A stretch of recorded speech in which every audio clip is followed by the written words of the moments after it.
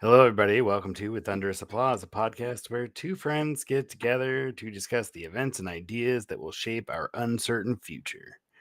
I am your host, Steve, along with my co host, Zach. What is up? One of my cats has some sort of urinary problem. Oh, So there yeah. are pee pads everywhere. Yeah. I'm not sure what the consequences are, but I have heard that cats are susceptible to like kidney problems because hmm they're so fucking finicky about the quality of their water that they just don't fucking drink water. Yeah, which If is it, ridiculous because they live in the wild. It's got fucking all kinds of parasites and bacteria and whatnot. And I get them like clean, chlorinated, but also it sits out and it circulates, so the chlorine evaporates, pretty quickly. So like, why won't they drink? Why won't they drink? Fuckers.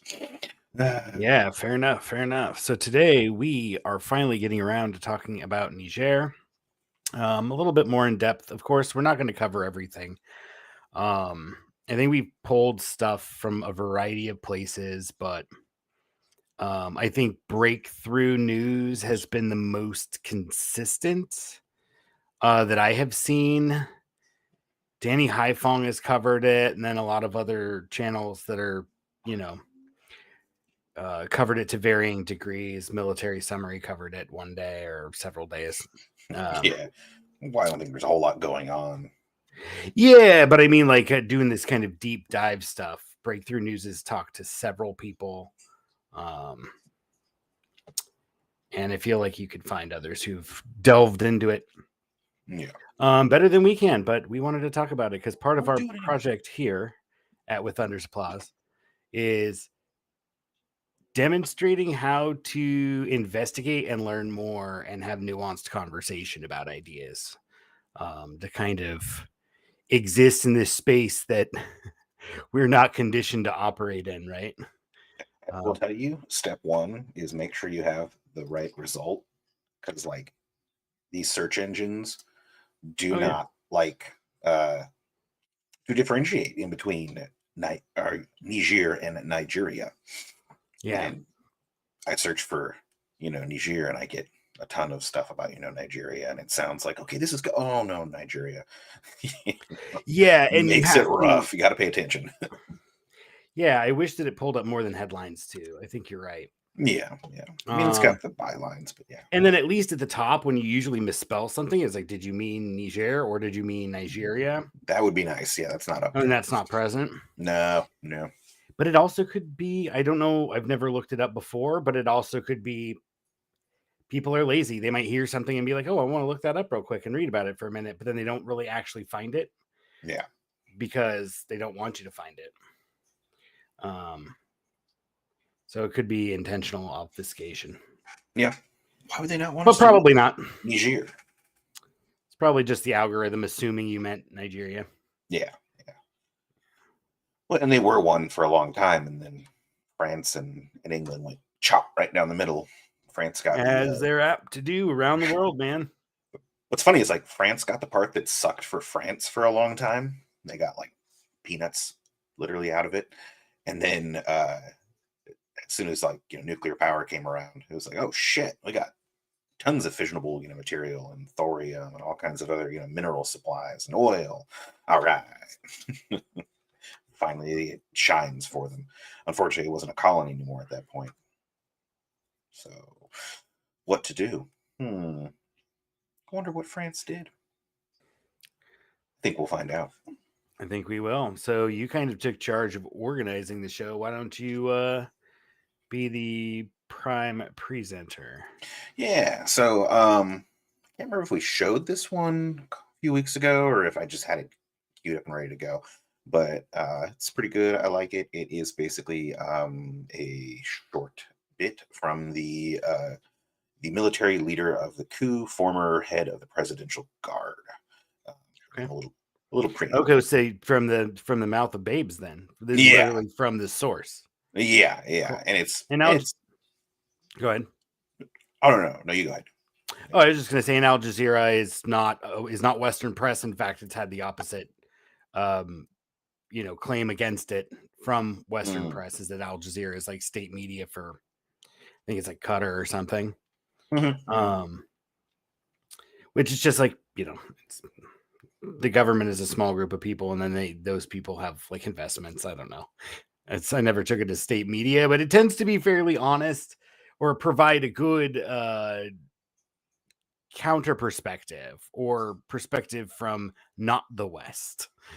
Yeah. And that I think we'll find throughout the night is going to be the major, dividing line is, are you part of the West or are you part of the rest of the world?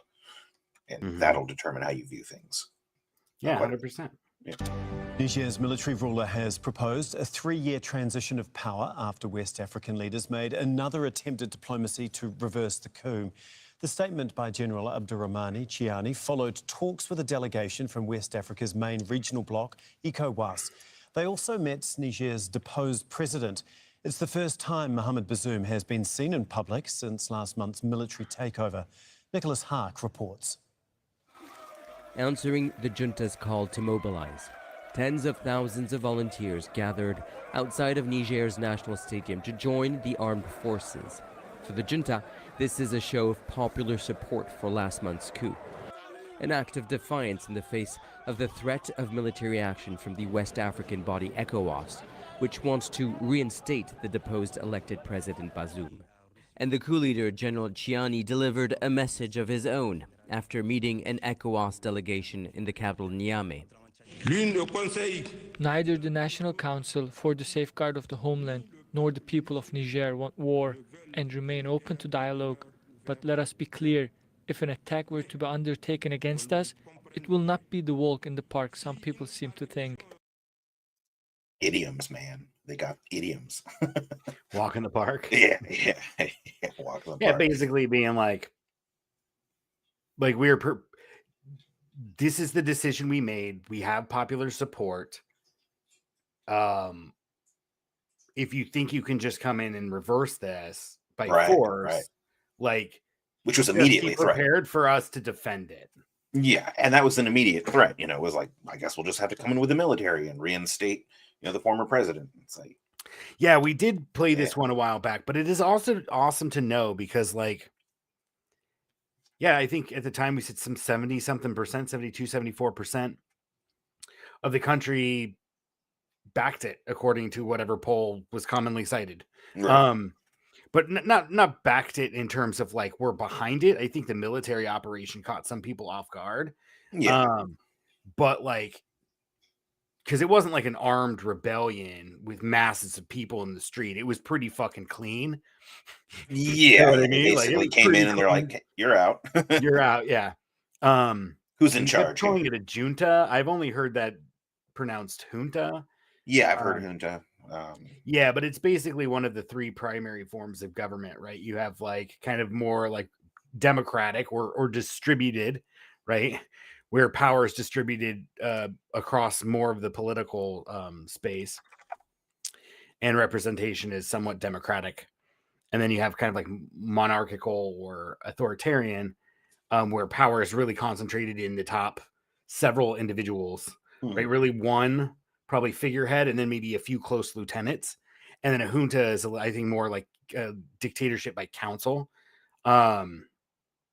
Is how I understand it as a political entity or as a political pattern, like a pattern we see in politics.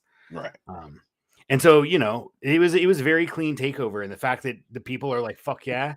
And as we discussed a couple weeks back, the general sentiment against the president that was kicked out, they were not happy with him.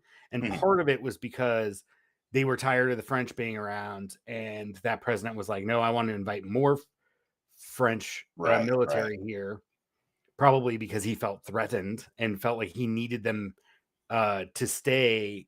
He needed French presence for him to maintain his power. Right. And then there's just no, we said we don't want France, and if you need them for your power, then you're gone too. Which is really fucking rad. Sorry.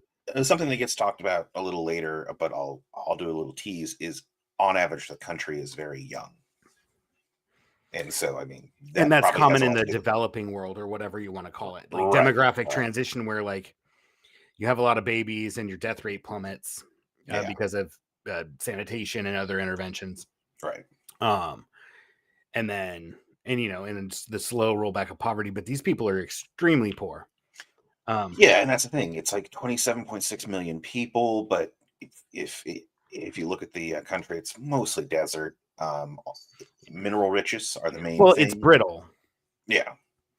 It's a brittle land. I mean, some of it is, I think, bona fide Sahara Desert, but Yeah. much of it is like a brittle grassland that's just been fucking degraded. You know, I Shit, mean, if they it wasn't established already peanut- when the French came in, by the time peanut farms were done with it, yeah, it was pretty wrecked. Yeah, and I mean that land has always been taxed. There's always been a lot of people there, and yes, colonialism did away with their communal pastoral systems. Mhm. Like, I mean, I think isn't Hardin's Tragedy of the Commons gives specific examples from the Sahel and how important it was for them to destroy, or that they said that the commons management system destroyed it.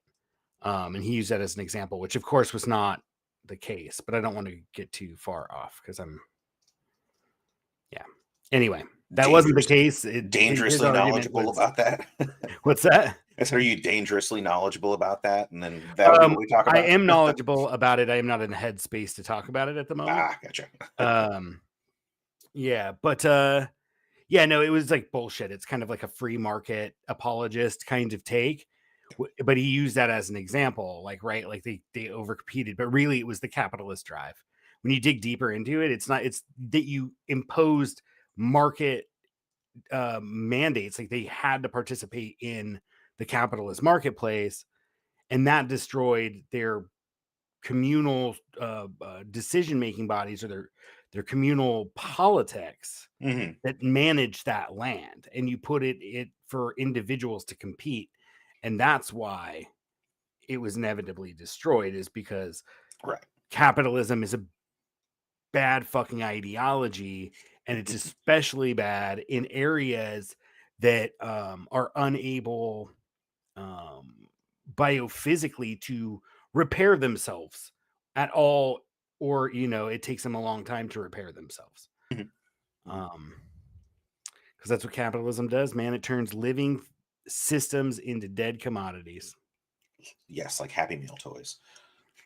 We're moving on. We are, not to throw shade specifically at McDonald's, but it's the first thing that came to mind. I just remember all those crappy toys I got as a kid. Oh, Africa. It's home to over 25 million people.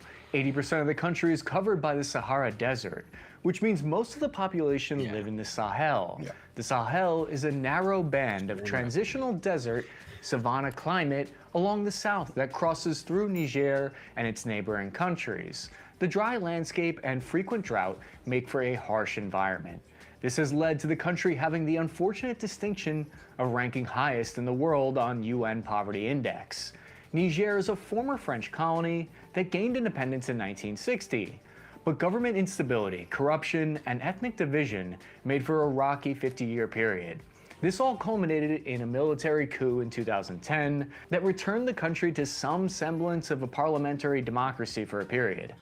So just a nice little primer there, I think. I saw that and was like, oh yeah, that's nice. That's compact.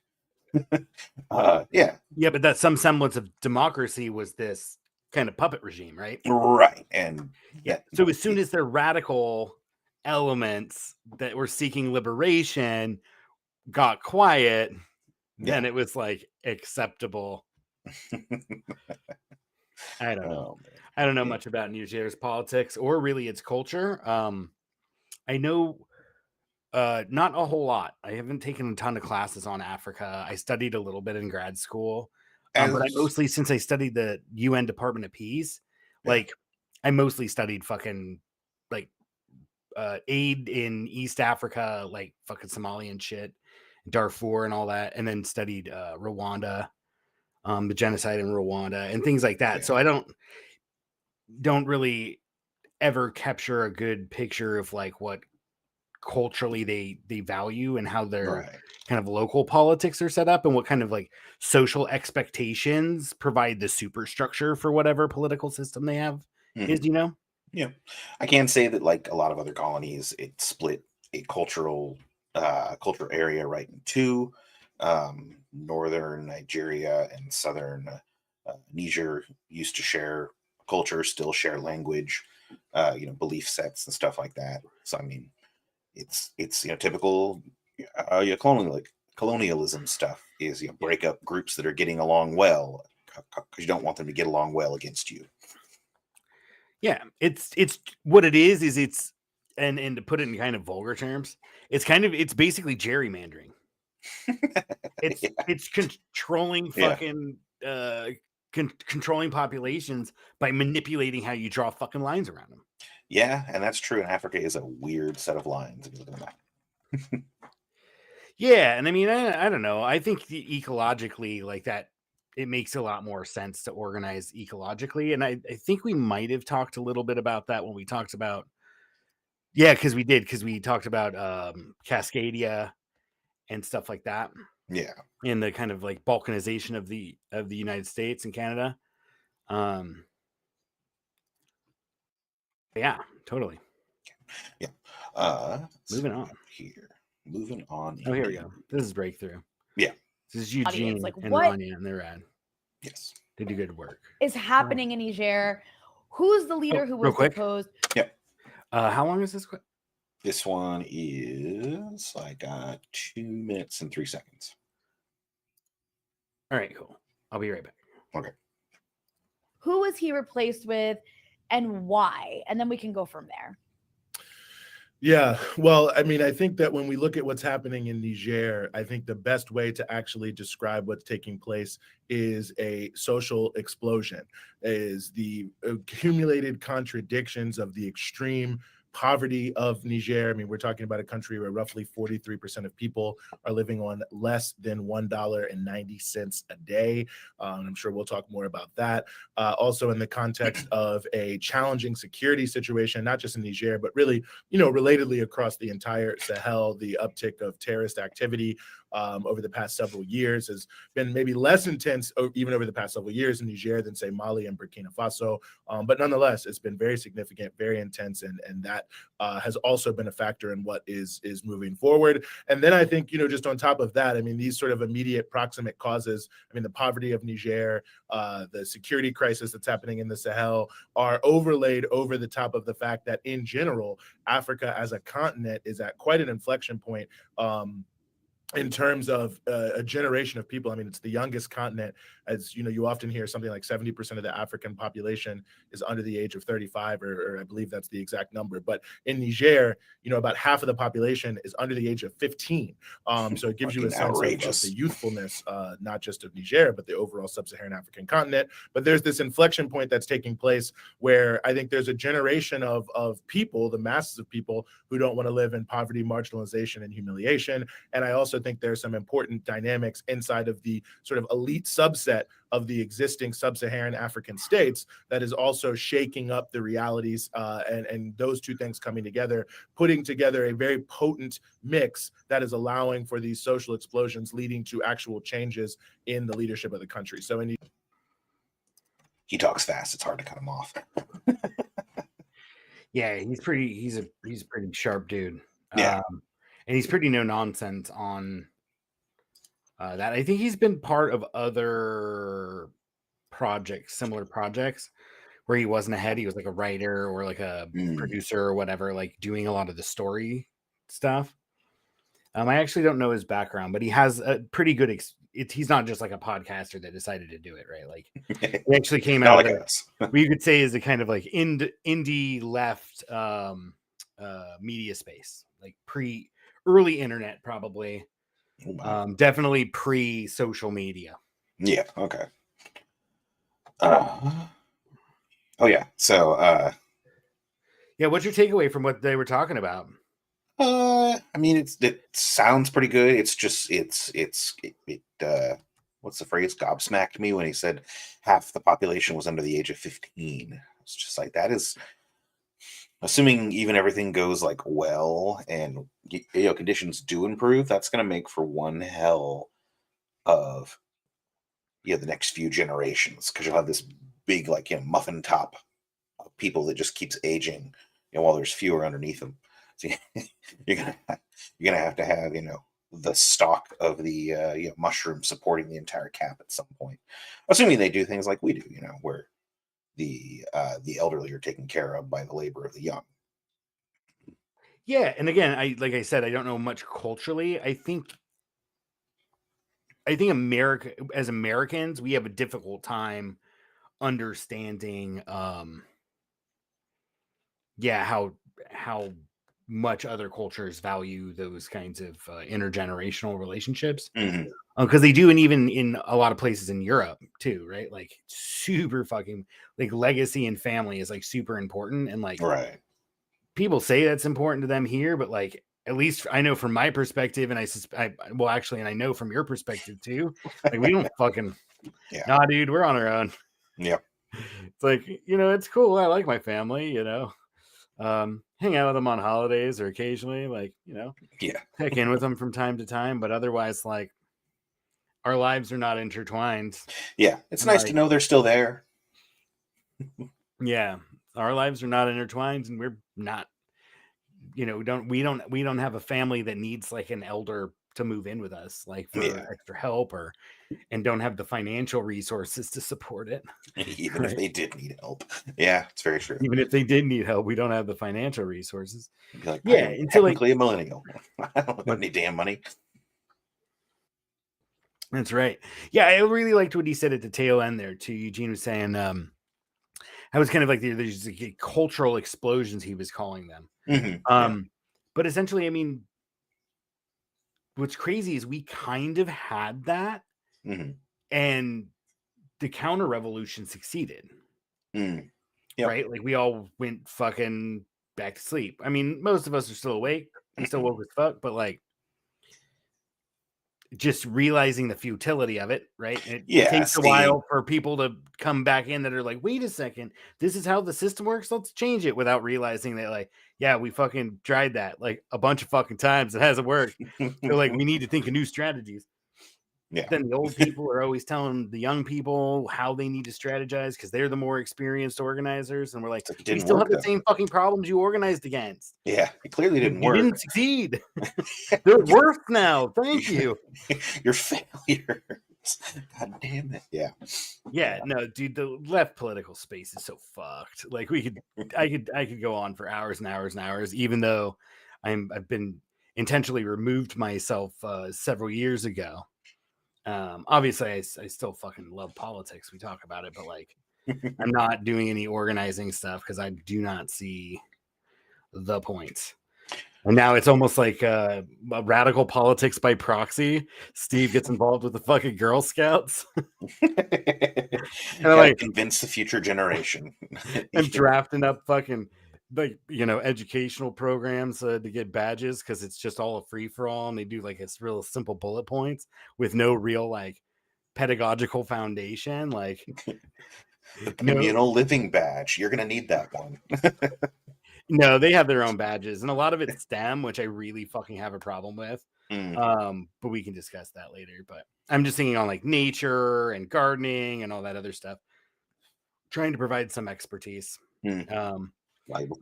Sneaking permaculture concepts into a merit badge about pets and keeping pets and how to make your pet happy and feed your pet, which I'm like, they're in the second grade, for fuck's sake.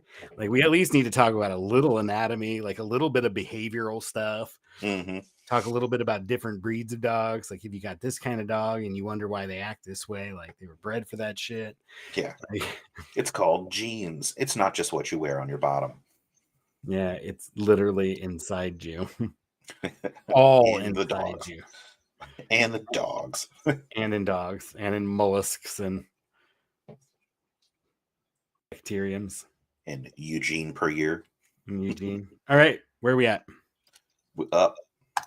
So the idea that somehow Niger is some bastion for human rights prior to this is quite frankly completely absurd. It's the third to last country on the Human Development Index, and it's been, the last country several different times. So the violation of people's basic human rights is constant there. But to speak more directly to your point here about why is it that Niger is so important, I think there are a range of different reasons. I mean, one reason is, one that I think we've already sort of spoken to, right, is that it's a platform for power projection. So outside of any particular thing about Niger, it's essentially sort of like an aircraft carrier on land is maybe a way to pause real explain it quick? to people, right? Yeah. That's essentially my understanding of the mission in Afghanistan. That was the actual purpose, right? It wasn't human rights. It wasn't economic development. No, it wasn't never actually is. rooting out terrorism or anything. It was like holding a base in fucking Asia. Yeah. And that's always what it's about. You need an FOB and, put it where you can get it. These people are in no position to resist very strongly, or at least, haven't yet. And so that's where you put your people. And we'll get into that after this. There's a video that explains a bit more of why. Perfect. Keep Yeah. it going. A country that is more than willing to allow its land and its airspace to be used by the European and American military powers to do basically whatever they want to do, but to allow them to have significant military forces there in the heart of the African continent, in one of the critical regions, the Sahelian region, that allows them to be able to project military power for who they may or may not want. And I think that has a lot of benefits. If you think about one of the countries that's at issue here in terms of ECOWAS, and that's Cote d'Ivoire. And of course, the president of Cote d'Ivoire, and again, this is why the whole thing about, human rights and democracy is so absurd. The president of Cote d'Ivoire, Alassane Ouattara, was of course originally brought into power in 2010 in what was essentially a coup in and of itself. Yeah. So, I mean, it's like, hey, we're just cooing another coup. It's not that big of a deal. Yeah, he came to power by a French-led coup. Yeah. Right. And now he's like, oh, shame on you. Like, this is democracy. For like 5 minutes anyway. Yeah. Yeah. And that's the thing. It's just a coup of a coup of a coup. If you look back, far enough. And it's happening a lot here. And I can totally understand why. You're in an area that was, first of all, abused by humans and turned from lush and beautiful into pyramids and stuff like that, and vast deserts and ironworking. I believe that's pretty wood intensive, and so it's already pretty crappy to begin with, and then a bunch of other countries are come in and take what little is left. It's just and interesting that you mentioned that, because I was kind of it's actually it's almost like the 6 degrees of Kevin Bacon. It Rania, in her podcast, this was a while back, had made these claims and had this guest on that was talking about, showed this map and showed how look at all this fucking deforestation and land use change was because they got rid of indigenous people. And I was like, no, actually, knowing and it was a picture of the United States, right? And then me knowing my American history was like, they purged the Indians well before 1850. I'm not applying any ethics to that statement. I personally think it's horrible, but it is not debatable that they were removed many decades prior to deforestation in mass. You do a little further digging and you're like, they had the development of the railroad in the narrow gauge and being able to put up super cheap track out into the middle of fucking nowhere and just log the shit out of it. And so it was technological change driven by fossil fuel, which at that time wasn't fossil fuels. Locomotives early on didn't burn coal. They burned fucking wood. Right. And so a large driver of deforestation was fucking rail transport. Right. And, I looked a little bit further and thinking about because, obviously I'm a collapsnik. So I am hyper aware of all the many, dozens and dozens of civilizations that have risen and fallen one of the many factors that cause them to fall is ecological change in their area that's driven by them. Either it's deforestation or soil erosion caused by plowing or whatever, right? Like, or overgrazing, or anything that comes about as like humans trying to exploit the lands more to keep up with a population that keeps growing, because that's what we're biologically programmed to do. And it's taken a long time for us to develop the sense that, like, hey, maybe we shouldn't be doing that. Right. Right. Of course, we need to reproduce. We need people to reproduce, but not everybody needs to have fucking 6 or 8 kids. Right. So at any rate, yeah, and so I wound up finding a paper that pointed out exactly what you said, is that there's evidence of deforestation dating back to like the time there would have been a trade across the Sahara with Egypt, because there's like a bunch of these oases and shit. What is this? It's the Agent Smith speech about us being a virus. Oh, fantastic! We should consider putting that in an end card or in a title card. Or whatever, or you putting it as a community post would be great too. Yeah. Oh yeah, that's true. Use it as a Facebook. That's what I should do. Okay, cool. Yeah, I just wanted to point all that out because, like, yes, you are correct. Deforestation was an issue there before colonialism, right? It was an issue before industrialism, and so we can't, even though we can say the clear demarcation line between human cycles of civilizations in the past and the moment that we're in now, is that our ability to destroy the entire planet and our access to fossil fuels and what we've built is much bigger than anything that had been built before. So its collapse, our ability to destroy ourselves. Our ability to destroy ourselves is now complete. Congratulations. You have evolved. Exactly. We were talking about brewing the other day on the phone. And I was just thinking that, like, we are drowning in the acetone now. Oh yeah. That was sourdough. If you go too long without feeding it, it starts to die off and you get the acetone smell. There is hope, though. You can recover. So anybody else who likes sourdough. Bacterium, like humans, are resilient. They're resilient. Just keep feeding. We'll be fine. It'll be all right. Continue. Oh my god. Damn. Niger's strategic importance has to do with the fact that they border Nigeria.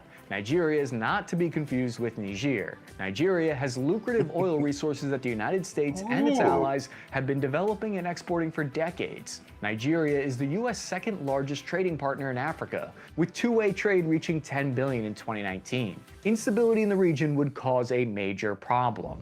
So what went wrong here? The team in focus was an Operational Detachment Alpha, or ODA, from the 3rd Special Forces Group.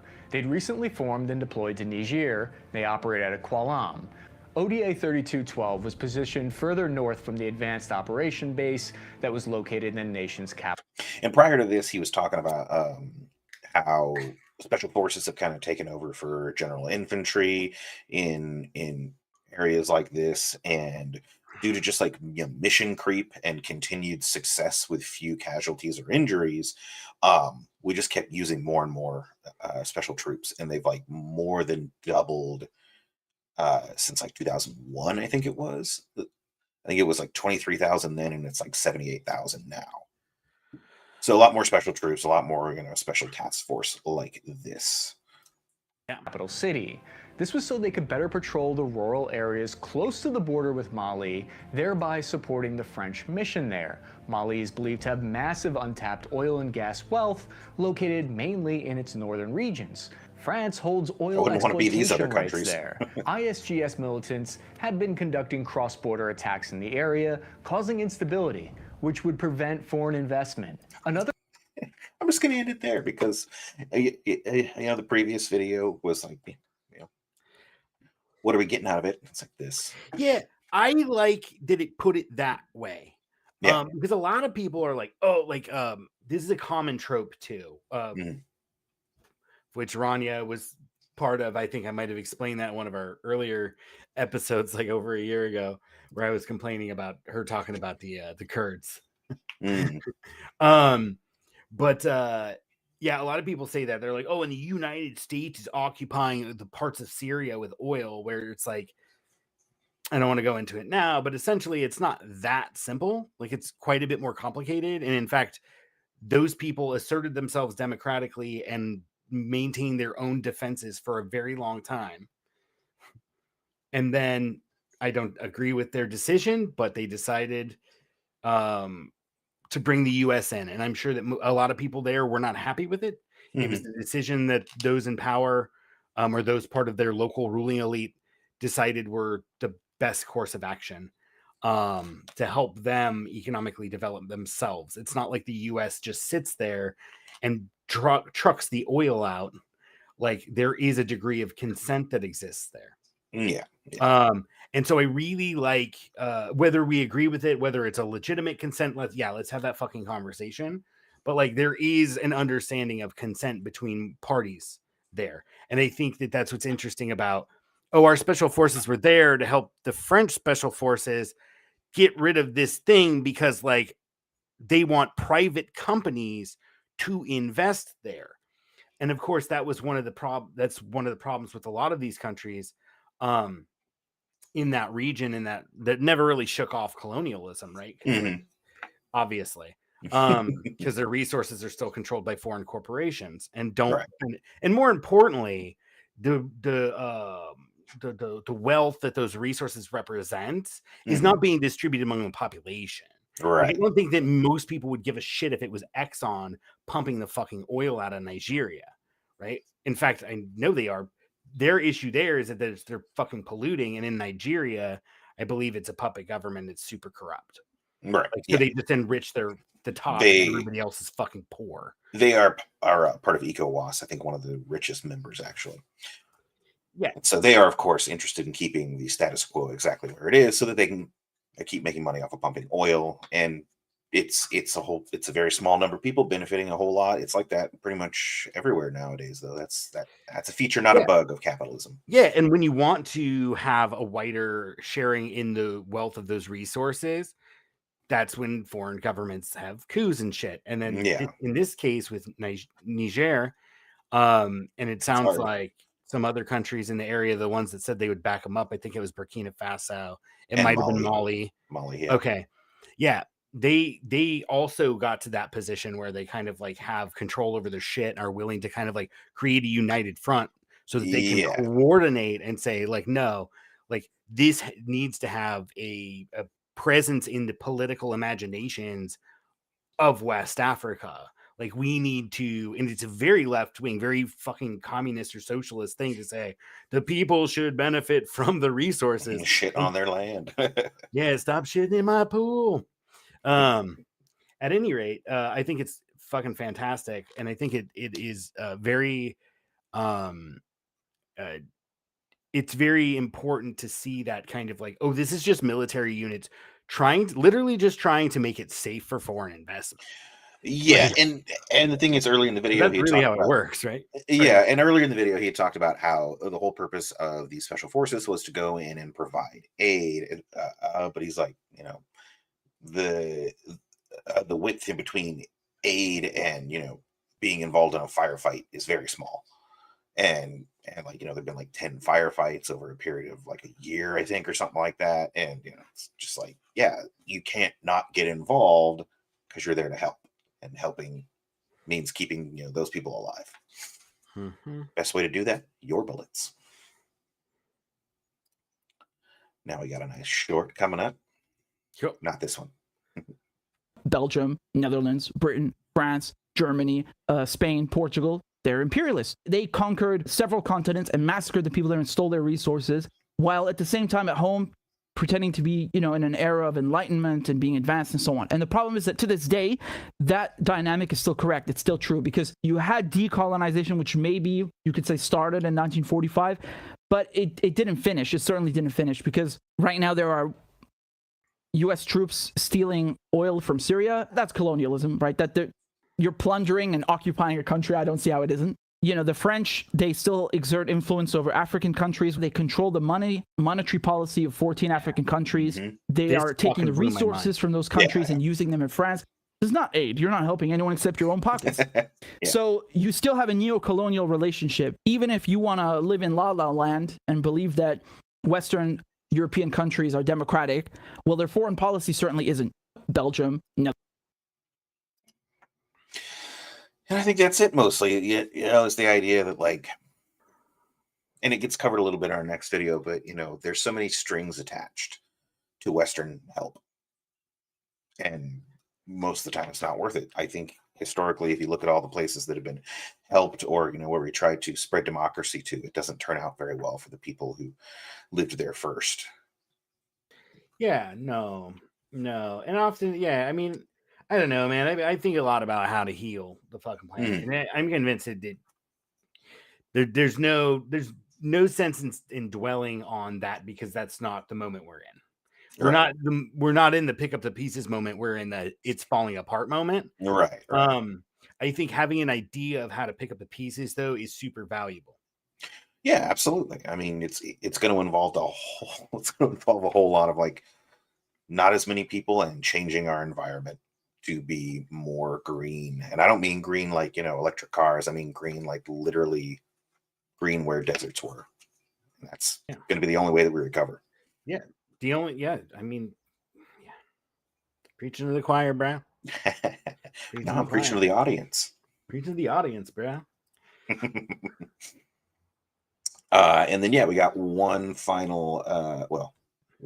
to final video. We are going to cover a little bit of the Republican debates, even though that was now like 3 weeks ago or something like that. Yeah, let's just do like a final thought on that, because I wanted to throw in a final thought, and we don't need an article or anything about this fucking Burning Man shit. Oh, ridiculous. Let's talk more about Niger.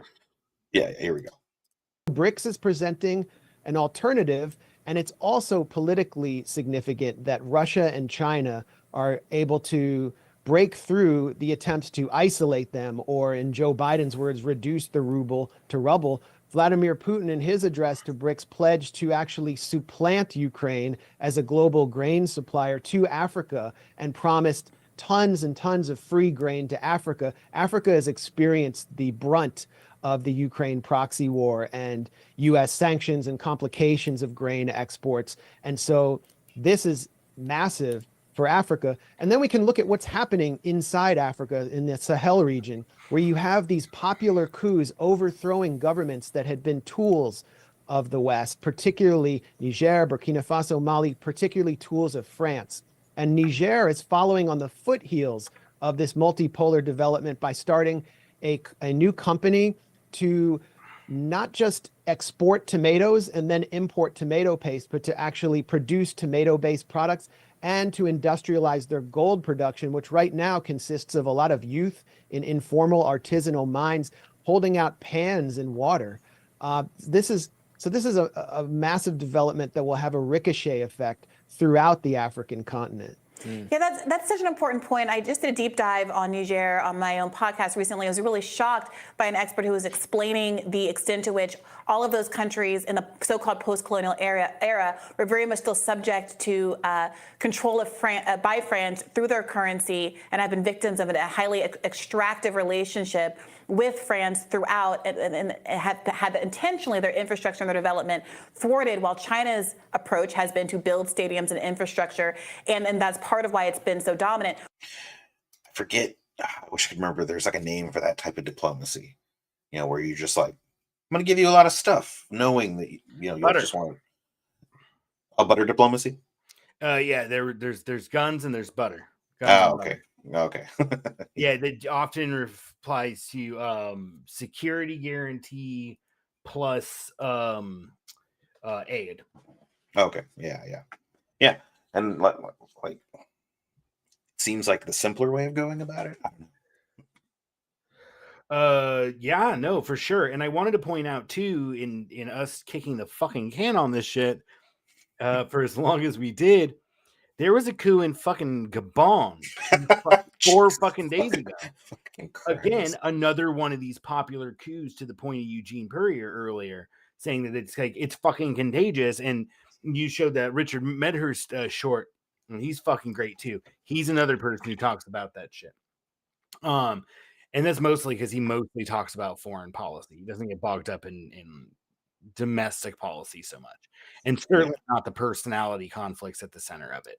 He's a really sharp dude. I love his fucking stuff. And his production value is good, and it's also really casual. Like when he does a live stream, like he does a pretty good job of like playing with his people and trying to pay attention to that. At least read super chats and stuff. Yeah. So he's a good live streamer, and he covers good shit. Gabon is actually under Mauritania. It's out further west. Oh, am I spelling it wrong? No. Oh yeah, you're right. Okay. You're Okay. Yeah. And then here's Niger up here for reference. That's cool, man. Yeah. But I mean, still within the realm of that kind of West African political. Yeah, absolutely. A little bit better off for the green stuff, but more tropical. Yeah, more tropical. But that's fucking phenomenal, dude. If they fucking cast off their chains, this BRICS thing he mentioned, and we didn't cover it, but like we really should discuss it, not at length. Everybody talks about it, but like just kind of have like a broader discussion of what that means. Like, so even though we are in the things are still falling apart phase, let's not focus too much on how to hold it together. Let's focus on how to get through it falling apart, right? And hopefully maybe plant some seeds into our children and our children's children if we're lucky enough to have them in our lives before we're dead. I did a search for this channel, like how to be happy in a world that's falling apart. Thankfully, I have to imagine if I did that with Google, I would have got a whole bunch of advertisements for like antidepressants and shit like that. No, you would be surprised. I think one of the things that came out of COVID that was I think really beneficial, normalizing fucking mental health. Yeah. Like it's been normalized since, because I've been in and out of fucking therapy my entire life.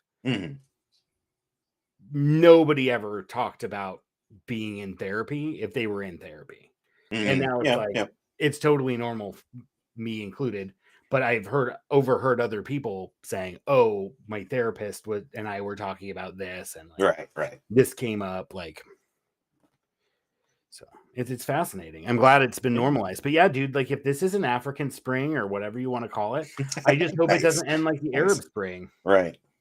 And Richard Medhurst was talking about that in a show just a couple days ago, about it being potentially an African Spring. And I think you might be able to make that argument. It might roll out slower. I honestly think this is the best time for it to happen because the West has kind of committed and expended much of its. I mean, what if this whole thing, like, oh, we're going to stay in Ukraine to bleed fucking Russia dry, right? And because we want to own them or whatever, because we're better than them and we needed a scapegoat. We got to cut Putin. Organs. Right. But like, what if and they're like, oh, we're doing this to bleed Putin, but Putin just fucking got there, pushed, held the line, dug the fuck in, right? Dug in real good. And then waited a period before it pulled out some of its big guns just to keep, Ukraine and the West on its toes. And he's bleeding them dry.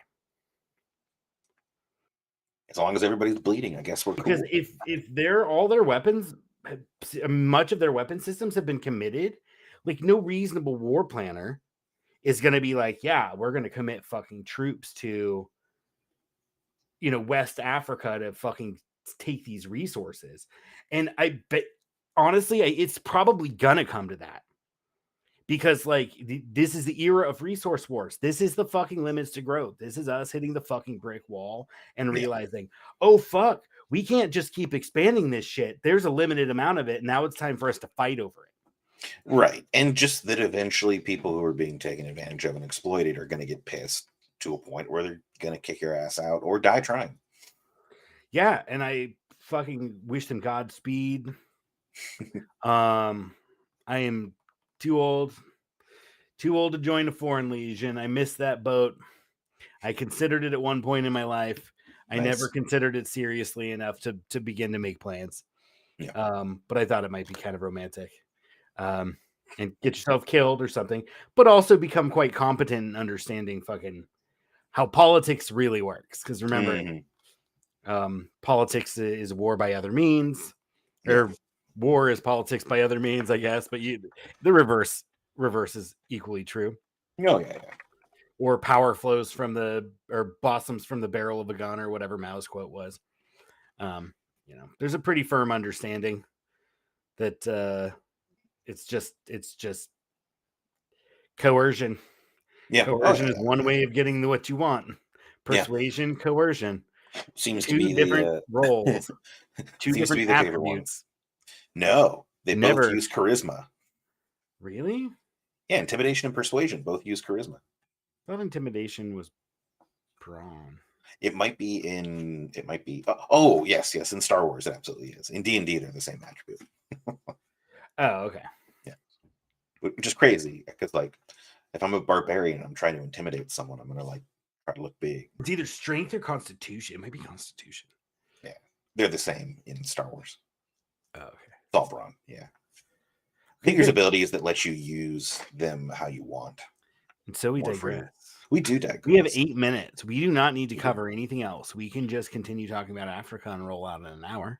Okay, sure. If you want. Yeah. I mean, like, I don't know. Looking at it all, it's just kind of like,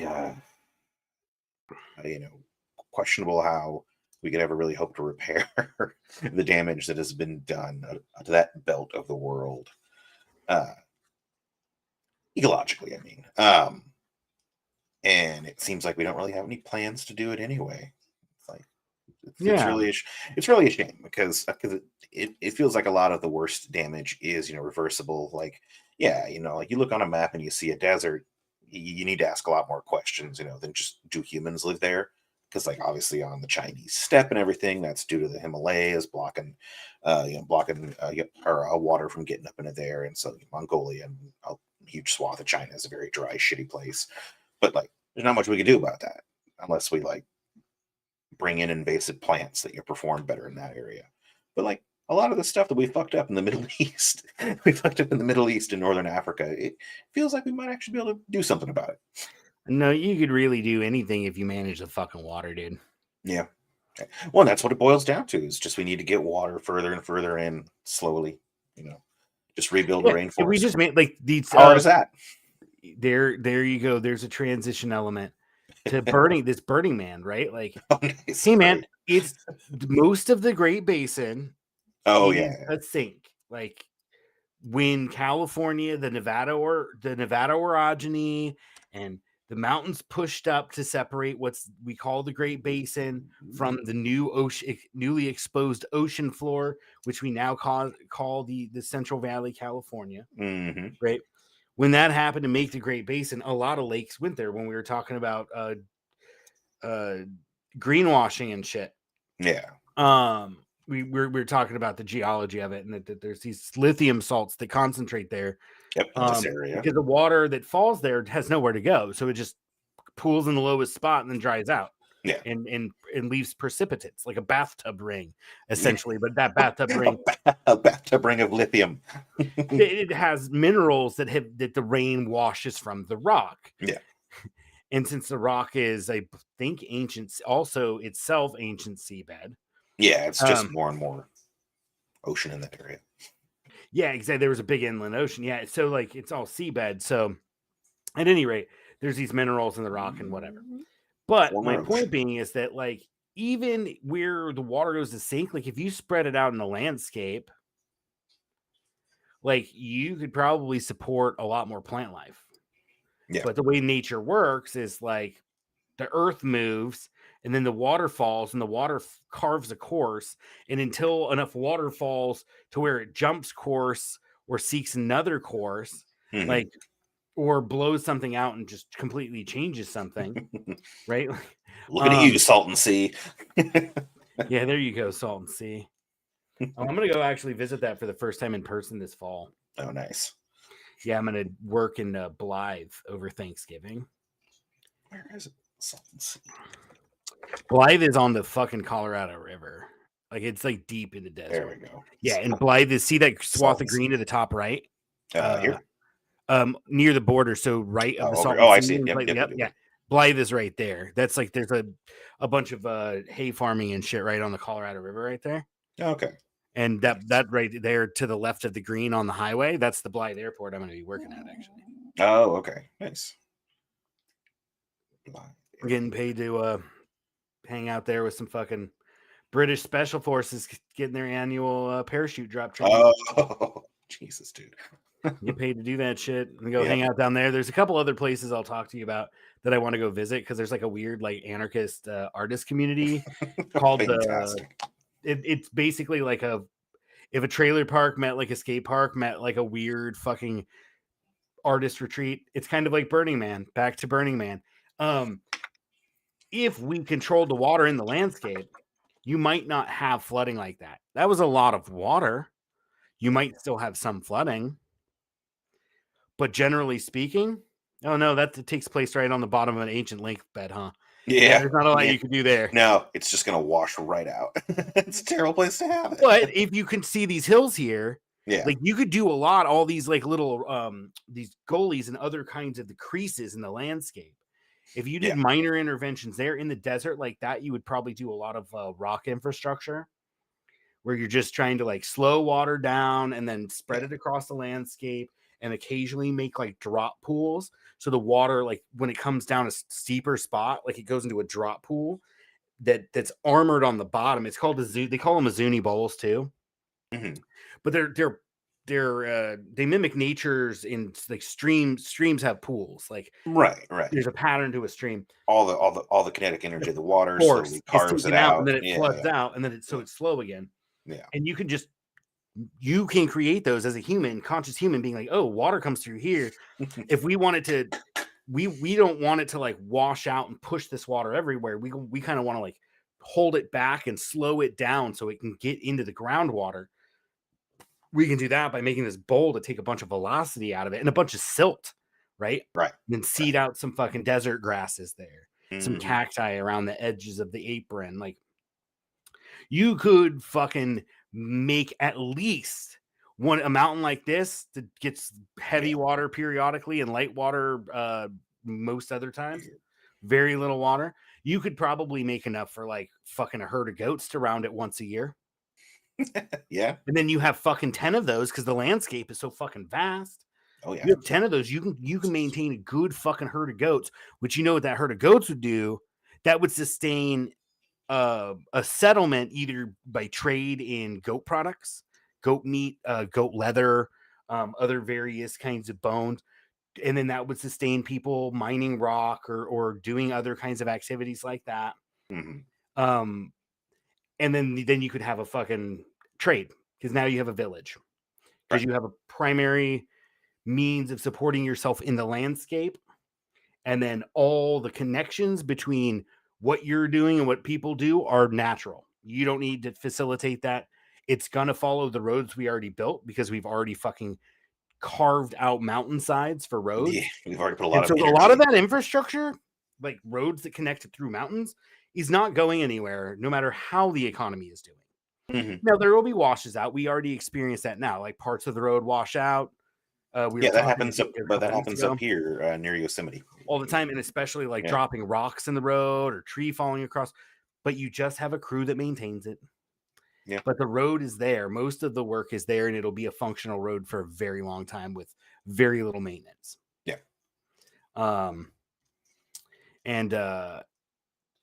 Yeah. So why don't we play the music and we'll wrap it up? All right. Do you want to give the closing monologue over the music? No, you're good, man. Not my favorite part. What's your favorite part? You don't like it? It's where you get to like I don't know talk like you're an actual radio broadcaster instead of a fucking dude who's stoned out of his fucking mind, working on his third beer and like rambling on about fucking building Zuni bowls out to protect fucking weird people out in Dude, it fucking makes sense, man. And the thing is, like, you're creating a microclimate, and then all those little microclimates interact with each other. Soon you got a macroclimate. Like, yeah, you have insects. Yeah. As soon as you have fucking water that sits in the landscape for a while, you have insects. Yeah. You have plants. And when you have insects, you have burrowing insects. You have burrowing insects, but you also have birds. Yeah.